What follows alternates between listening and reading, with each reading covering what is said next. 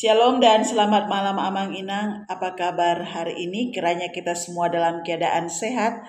Dan jika ada yang mengalami kelemahan fisik, biarlah kiranya Tuhan menjamah dan Tuhan memberikan kesembuhan. Amin. Amang Inang, kita akan merenungkan firman Tuhan. Sebelumnya kita bersatu di dalam doa. Damai sejahtera Allah yang melampaui segala akal dan pikiran, itulah yang memelihara hati dan pikiranmu di dalam Kristus Yesus. Amin. Firman Tuhan untuk kita renungkan pada malam hari ini diambil dari kitab 2 Korintus 10 ayat yang pertama sampai ayat yang ke-11. Saya baca untuk kita dalam bahasa Indonesia dengan judul Sikap Paulus. Aku Paulus, seorang yang tidak berani bila berhadapan muka dengan kamu, tetapi berani terhadap kamu bila berjauhan. Aku memperingatkan kamu demi Kristus yang lemah lembut dan ramah. Aku meminta kepada kamu, jangan kamu memaksa aku untuk menunjukkan keberanianku dari dekat, sebagaimana aku berniat bertindak keras terhadap orang-orang tertentu yang menyangka bahwa kami hidup secara duniawi.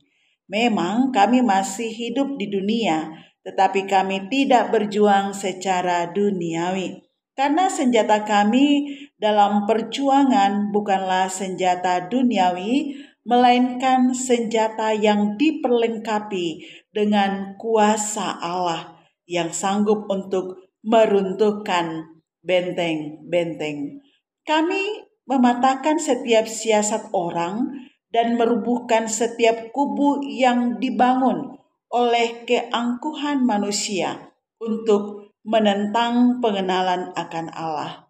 Kami menawan segala pikiran dan menaklukkannya kepada Kristus, dan kami siap sedia juga untuk menghukum setiap kedurhakaan bila ketaatan kamu telah menjadi sempurna. Tengoklah yang nyata di depan mata kamu. Kalau ada seorang benar-benar yakin bahwa ia adalah milik Kristus, hendaklah ia berpikir di dalam hatinya bahwa kami juga adalah milik Kristus sama seperti Dia. Bahkan jikalau aku agak berlebih-lebihan bermegah atas kuasa yang dikaruniakan Tuhan kepada kami untuk membangun dan bukan untuk meruntuhkan kamu, maka dalam hal itu aku tidak akan mendapat malu. Tetapi aku tidak mau kelihatan seolah-olah aku menakut-nakuti kamu dengan surat-suratku. Sebab kata orang, surat-suratnya memang tegas dan keras, tetapi bila berhadapan muka dengannya, sikapnya lemah dan perkataan-perkataannya tidak berarti.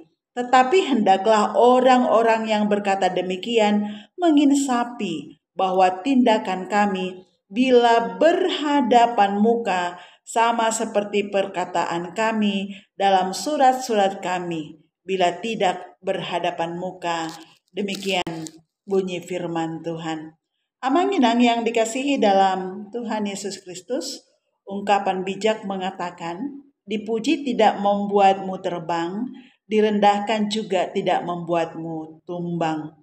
Pujian memang menyenangkan dan bisa menjadi penyemangat dan motivasi Amang Inang. Tetapi jangan sampai motivasi membuat seseorang sombong dan lupa diri. Dan sebaliknya, hinaan atau kritik bisa menyakitkan, namun jangan sampai membuat seseorang putus asa dan menyerah dalam menghadapi tantangan. Dipuji atau dikritik, tetaplah menjadi manusia yang teguh, rendah hati, ramah, dan tidak sombong. Tidak mudah putus asa dan menyerah. Amang dan Inang yang saya kasihi dalam Kristus Yesus, latar belakang firman Tuhan yang sudah kita dengar tadi adalah kritikan, hinaan, dan penolakan bahkan rencana pembunuhan yang ditujukan kepada Rasul Paulus.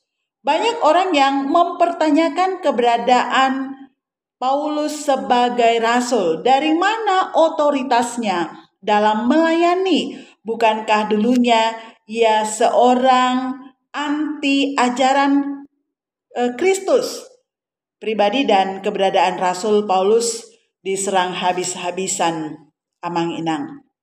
Benar, dulu Paulus anti Kristus, tapi itu masa lalu Paulus. Kemudian ia mengalami Tuhan dan ia mau bertobat dan menjadi seorang rasul.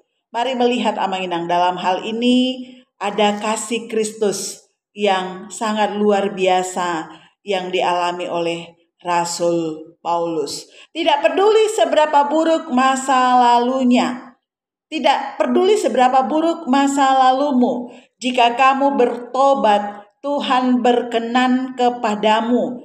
Ia berkenan memakai menjadi berkat bagi banyak orang, seperti Rasul Paulus menjadi pembawa kabar keselamatan bagi banyak orang.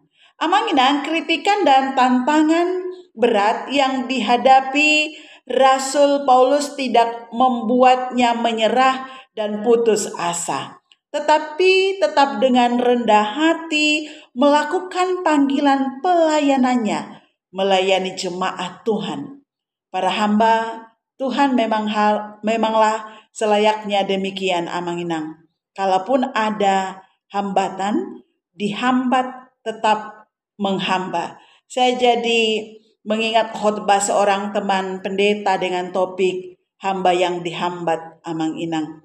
Khotbah itu menceritakan tentang tantangan yang dihadapi para misionaris yang memberitakan Injil, tetapi ujungnya firman yang diberitakan merambat kemana-mana. Hamba yang dihambat tetapi merambat kemana-mana. Terpujilah Tuhan. Amang dan Inang, malam ini kita akan belajar dan merenungkan sikap dan cara Paulus menghadapi tantangan yang dia hadapi. Yang pertama, kita akan melihat sikapnya, Amang Inang. Ia cooling down, ya. Cooling down di sini merujuk pada jeda yang sengaja diambil untuk meredakan emosi atau konflik. Dengan cooling down, Amang Inang, individu dapat merenungkan perasaan mereka dan menghindari keputusan impulsif yang mungkin merugikan diri sendiri dan orang lain. Surat 2 Korintus ini, Amang Inang, ditulis oleh Rasul Paulus saat dia berada di Makedonia. Kemudian, Amang Inang, dia berada di Makedonia karena situasi ketika itu sedang memanas di Efesus. Ia menghindar dari Efesus, ia menenangkan diri sambil menunggu situasi lebih kondusif. Dan dari Makedonia lah dia menulis surat 2 Korintus ini. Dan ia memberikan sikapnya terhadap pergumulan yang sedang ia hadapi. Apa sikap Rasul Paulus untuk menghadapi kritikan, tantangan mengenai otoritas pelayanan yang sedang ia jalani? Yang pertama, dia memberikan penjelasan kekuatan dan otoritasnya sebagai rasul itu berasal dari Allah, bukan dari dunia ini. Itu yang dia jelaskan, Amang Inang. Otoritas pelayanannya berasal dari Allah. Kemudian yang kedua, ia menggunakan senjata rohani, yaitu kuasa Allah untuk menaklukkan segala pikiran dan membawa orang percaya kepada Kristus. Senjata yang dimaksud, Amang Inang, adalah penyerahan diri kepada Tuhan dalam kebenaran. Dia hidup dengan benar memberitakan Injil. Ia hidup dalam iman, ia hidup dalam kasih, ia hidup dalam pengharapan keselamatan, dan ia berdoa dalam doa yang tidak putus-putusnya kepada Allah. Itulah senjatanya untuk melawan musuh, untuk melawan segala kekuatan-kekuatan pikiran-pikiran yang berkembang pada saat itu. Dan yang ketiga, sikapnya Mang Inang adalah dia menyatakan jemaat jangan sampai terpengaruh oleh orang-orang yang membanggakan diri sendiri dan juga sekaligus menyerang, melemahkan orang lain. Yang keempat, Rasul Paulus menyatakan sikapnya supaya jemaat tetap setia kepada kebenaran Injil. Sekali Injil, selamanya Injil. Jangan terpengaruh akan propaganda pengajaran yang ada pada saat itu, yang berkembang pada saat itu. Amang dan Inang, pernyataan sikap Paulus yang lemah lembut namun tegas ini patut kita renungkan. Mari bercermin bagaimana kita menghadapi situasi-situasi sulit yang kita hadapi. Amang Inang, biasanya ada dua sikap orang dalam menghadapi kritikan, tantangan, ataupun pergumulan yang ada. Yang pertama, reaktif. Begitu ada masalah, dihadapi secara langsung. Cara ini cepat tapi tidak selalu efektif, Amang Inang. Kenapa? Karena bisa saja situasi semakin memanas. Dan jika itu terkait dengan keputusan, bisa saja keputusan yang dilahirkan bukan sebuah solusi, tetapi memunculkan masalah baru karena saat mengambil keputusan dia masih diliputi oleh emosi yang belum stabil. Yang kedua, sikap orang dalam menghadapi tantangan, Amang Inang, adalah reflektif, menenangkan diri, belajar secara hati-hati dari situasi yang ada, kemudian menghadapi masalah secara tenang. Biasanya cara ini berhasil, cuman agak sedikit lambat. Amang dan Inang, manakah kita dari kedua cara dalam menghadapi masalah ini? Reaktifkah atau reflektif? Rasul Paulus memperlihatkan kepada kita dia memakai cara yang reflektif. Ia memilih jeda waktu, bahkan berpindah tempat dari Efesus ke Makedonia. Ia memilih juga sikap yang lemah lembut sebagaimana ia nyatakan di ayat yang pertama, mencerminkan sifat Kristus yang lemah lembut dan ramah itu. Ia melalui semua pergumulan yang dihadapinya, yang dituduhkan kepadanya dengan tenang.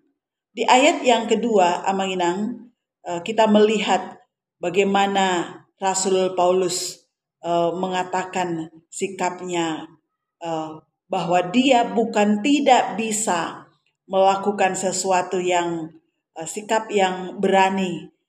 Ia menyebutkan di ayat yang kedua, aku meminta kepada kamu, jangan kamu memaksa aku untuk menunjukkan keberadaanku dari dekat, sebagaimana aku berniat keras terhadap orang-orang tertentu yang menyangka bahwa kami hidup secara duniawi. Namun sebagai seorang Kristen sejati, Amang Inang, dia tidak melakukan itu. Dia tidak bersikap keras, tetapi dia menunjukkan sikap sebagai seorang Kristen sejati yang sudah bertobat, hidup di dalam kesetiaan kepada Tuhan. Ia dengan rendah hati, ramah, sabar, dan tenang menghadapi setiap tantangan yang dihadapi. Amang Inang, kritikan, fitnah, dan tuduhan-tuduhan palsu tidak akan pernah mengubah nilai hidup kita. Maka ketika hal itu diperhadapkan kepada kita, jangan sampai terpengaruh oleh tajamnya desakan-desakan dan kritikan-kritikan yang ada. Jadilah seperti emas, bagaimanapun dia dibakar, bagaimanapun, dimanapun dia, seperti apapun api yang berkobar-kobar untuk membakarnya, nilainya tetap emas. Demikian orang percaya, Amang Inang. Orang percaya itu seperti emas. Orang Kristen itu seperti emas. Bagaimanapun kritikan tidak akan pernah mengubah hidupnya. Tidak akan pernah menjadikan dia lebih buruk sesuai dengan fitnahan orang lain. Oleh karena itu Amang Inang, jadilah seperti Paulus yang tetap tenang, yang tetap reflektif menghadapi semua pergumulan yang ia hadapi di dalam hidupnya. Amin. Yang berbahagialah kita yang mendengarkan firman Tuhan serta melakukan dalam kehidupan sehari-hari. Kita bersatu di dalam doa. Terima kasih Tuhan untuk firman-Mu yang telah berbicara kepada kami. Biarlah kiranya Roh Kudus-Mu menguatkan, memampukan kami untuk menjalankan firman-Mu dalam kehidupan kami. Kami akan beristirahat dan kami percaya perlindungan Tuhan menyertai kami sepanjang malam hari ini, sehingga di esok pagi kami boleh menikmati hari baru bersama Tuhan. Terima kasih Bapak, ini doa kami di dalam nama Tuhan Yesus. Kami berdoa dan mengucap syukur. Amin.